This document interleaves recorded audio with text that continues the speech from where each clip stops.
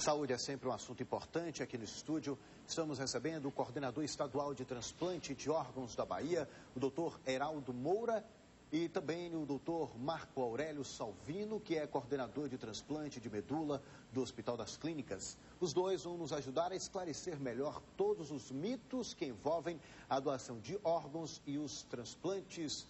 Muito bom dia aos dois. Bom dia a você, bom dia aos ouvintes. Doutor Marco, primeiro, inicialmente, como é que é feito o transplante, no caso aí de medula óssea, como a gente pôde acompanhar na reportagem? Bom, o transplante de medula óssea, ele é diferente dos outros transplantes, ele não é um órgão sólido, né? A medula óssea é um tecido líquido que fica dentro da medula óssea, como o nome já diz, geralmente no adulto na bacia do osso, no tutano do osso, né? Que é popularmente conhecido, é esse tecido que é a medula óssea.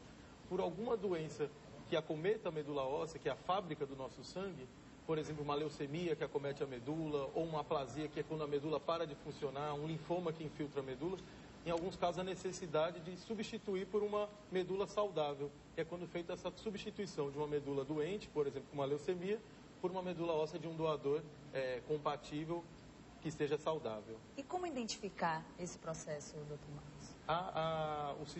Nós temos um sistema genético de compatibilidade entre os órgãos, que a gente chama de HLA, que não é o grupo sanguíneo, ele chama HLA. Esse código genético que é o que você comentou, que existe uma grande variabilidade na população, que pode ser de 1 para 10 mil, 1 para 1 milhão, que tem uma média mais ou menos do que você falou, de 1 para 100 mil. Então, entre os irmãos isso é diferente, isso é muito próximo, é de 1 para 4, é 25% de achar um irmão compatível na família. E aí quando você precisa de um transplante de medula de um doador e encontra na família, ótimo. O problema é quando você não encontra no irmão, é que você vai buscar essa chance na população. Quando o banco de medula é pequeno, a chance de encontrar é baixa, mas com o crescimento que vem havendo nos últimos anos do banco, desse cadastro, do registro, que é você apenas faz o registro do seu código e não a medula. Você só cadastra o seu código, que é uma amostra de sangue que você vai fazer e vai colocar num registro nacional e internacional hoje. Então hoje a gente já vai buscar um paciente, vai buscar não só no estado da Bahia, no Brasil, mas fora do país. Isso é uma pesquisa ampla, né? É por isso que eu já quero colocar o doutor Heraldo na conversa, no bate-papo, que é coordenador estadual de transplante. Por que é tão difícil encontrar? O que é que está faltando para a população? Né? É informação? O que é preciso? Porque é muito difícil. O que é que acontece? Bom, a primeira conscientização da população é a responsabilidade. E o pensamento que cada ouvinte deve ter de que ele pode precisar do transplante a qualquer momento. E se eu preciso e não tenho um doador, o que eu fico? Fico esperando e boa parte desses pacientes falecem sem serem transplantados. Para a medula, a situação hoje no Brasil, a gente está com 2 milhões de cadastros de pessoas como doadores de medula óssea. A Bahia tem apenas 35 mil, é um número muito abaixo, a gente é a quarta população do país e temos uma quantidade muito pequena de doadores e a gente está com um trabalho junto com a Hemolga para ampliar esse número de doadores da Bahia, já que a Bahia geneticamente é diferente do país, nossas origens são muito variadas. E para os doadores de órgãos, a gente tem hoje uma índice negativa que beira os 70%. De cada 100 que eu pergunto, se a família autoriza, a família nega 70%. O que significa dizer que é um processo ainda de esclarecimento para a população. E as pessoas pensam... desinformação, a desinformação, falta a informação. o desconhecimento. E o que é importante, não só da população geral, mas de parte dos profissionais da saúde que não estão engajados nesse processo como uma responsabilidade deles promover a vida das pessoas. Fora da medula óssea, doutor Heraldo, quais são os outros transplantes realizados aqui na Bahia? Nós fazemos transplantes de rim, transplante de medula óssea, começamos com um volume muito bom, graças ao nosso colega Marco Aurélio e a equipe, claro. Nós fazemos transplante cardíaco, temos uma equipe credenciada, mas não transplanta há 1 ano.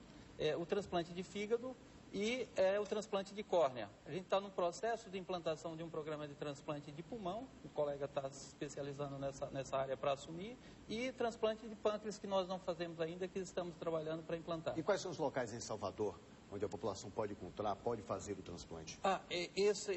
Temos vários serviços. Para credenciamento para transplante, isso é importante, precisa de um credenciamento do Ministério da Saúde, da Secretaria da Saúde do Estado. É um processo extremamente rigoroso para essas equipes e esses estabelecimentos realizarem o transplante. Hoje realizamos no Hospital São Rafael, no Hospital Português, no Hospital Ana Nery, como hospital público, no Hospital das Clínicas, no interior, na Santa Casa de Itabuna e mais 8 serviços distribuídos nas cidades do interior para transplante de córnea. Agora, doutor Marcos, o doador, claro, tem um paciente que vai receber.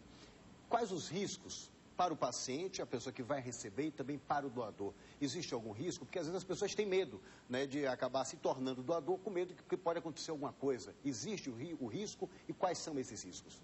Perfeito, Márcio. A primeira etapa é um cadastro, né? O doador voluntário da população que queira participar desse ato, né, de participação ativa no processo de ajuda a essas pessoas, pacientes que têm esses problemas, é um cadastro simples com uma amostra de sangue e ele insere o registro, o código dele, desse HLA, num banco nacional que pode ou não ser chamado. Um exame normal de sangue que a gente faz. É uma amostra de sangue, bem corriqueira e rápida, que até muitas vezes a gente faz na hora da doação de sangue, estimula até o doador de sangue, após a doação de sangue, até fazer a doação de uma amostra para o exame. Ele pode ou não ser identificado como um potencial doador, e se ele for encontrado, aí sim é que ele vai fazer a doação da medula. Hoje você tem duas técnicas de coleta, que é a técnica de doação pelo próprio sangue. Você retira as células tronco, que o que interessa da medula são as células tronco, ou do sangue mesmo, ou da própria medula. As duas técnicas hoje são possíveis, e os riscos são muito baixos e ligados muito mais ao procedimento. Por exemplo, a aspiração da medula, você faz uma punção óssea, então pode ficar uma dor local, um hematoma, mas são muito baixos e de baixa morbidade esse tipo de intercorrência. Então, mas isso a gente explica, orienta e divulga, porque há realmente um temor muito grande dos riscos, já acha que a hora do cadastro já tem que fazer a medula. Na verdade, são duas etapas, né? Eu queria perguntar a respeito do cadastro. Quando a pessoa faz o seu cadastro, ela tem que estar sempre atualizando? Essa é uma boa pergunta, né? Que o cadastro, como isso pode ser que você seja chamada para fazer a doação? Sim. Daqui um mês ou daqui 10 anos, ou até nunca seja, esse cadastro ele exige que a pessoa tenha mais de uma fonte de ser localizado, telefone, endereço, e-mail. Hoje em dia a gente acerca e se puder atualizar quando mudança, sim. Mas esse é um foco, quando a pessoa faz o cadastro, tem que ter várias fontes de localização. Para a gente só encerrar, doutor, tem algum telefone de contato? Porque a gente pode perceber que o grande problema é a desinformação. Tem algum telefone, doutor Heraldo, que a pessoa, o nosso telespectador, possa ligar, entrar em contato, buscar mais informações? Sim, a gente tem o 0800 que funciona 24 horas. É 0800 284. Peraí, 0800 284 0444. 0444. A gente pede só para não passar trote, porque é um serviço que a gente. Com certeza, é questão de consciência. É questão de esclarecimento das pessoas. E o senhor está passando o telefone. Eu gostaria também, Marcos, para a gente encerrar, que o senhor pudesse deixar uma mensagem, né, para quem está assistindo o programa agora e puder contribuir, puder colaborar. E também o doutor Marcos pode deixar. Claro, eu acho que é importante a população pensar, sempre os ouvintes, se eu precisar do transplante, eu aceito fazer o transplante para continuar vivo. E se minha resposta for sim, por que também eu não sou doador e não aviso para minha família que sou doador? Essa é a grande mensagem. O transplante consegue restabelecer o indivíduo para a sociedade. Obrigada. Doutor Marco? Eu acho que o dia que a gente nos enxergamos um ao outro, realmente como nos enxergamos no outro, a gente vai ver que a nossa doação pode ser para mim mesmo, né? Eu acho que tanto a medula é diferente que você faz a doação em vida. Então, você ver o ato é muito bonito. O doador, a gente vai até trazer um doador que fez uma doação voluntária da próxima vez, porque ele ficou tão feliz de fazer a doação que é emocionante você permitir a chance de vida de uma pessoa. E essa responsabilidade no transplante de órgãos acaba sendo da família. Então, a gente luta para que a família entenda que a pessoa que teve a morte encefálica também ela está aquele passo que está cumprindo na vida dela aqui, mas ela pode deixar outras pessoas vivas, isso também é muito bonito. Doutor Marcos, obrigado. Doutor Heraldo, também muito obrigado pelas informações e esclarecimentos, tá bom?